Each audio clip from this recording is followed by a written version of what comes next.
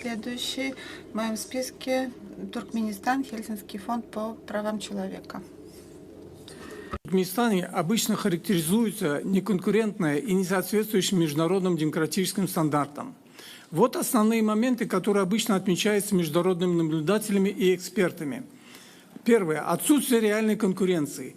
Несмотря на то, что в стране существует несколько зарегистрированных партий, они, как правило, не представляют реальной оппозиции и поддерживают политику действующей семьи, которая узурпировала власть. Кандидаты часто не имеют возможности открыто критиковать правительство и предлагать альтернативные платформы. Доминирование правящей элиты, то есть семьи, власть в Туркменистане сосредоточена в руках одной политической группы, опять-таки семьи, и выборы служат скорее формальным подтверждением нежелания механизма сменить власть. Непрозрачность процесса. Избирательный процесс часто критикуют из-за отсутствия прозрачности. Международным наблюдателям ограничен доступ к ключевым этапам выборов, таких как подсчет голосов. Четвертое. Отсутствие свободы слова и собраний. Гражданское общество в Туркменистане сильно ограничено, что затрудняет открытые дебаты, предвыборную агитацию и свободное выражение политических взглядов. Пятое. Предсказуемые результаты.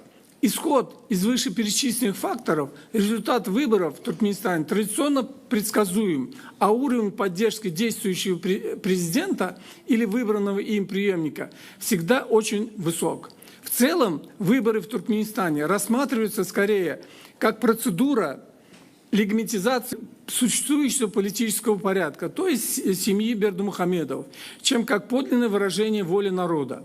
Сотрудничество в области человеческого измерения между Туркменистаном и ОБСЕ существует только на галочке. Хочу дополнительно сказать о институте президентства. В прошлом году я говорил о том, что президент говорит о цифровизации правительства и так далее, так далее.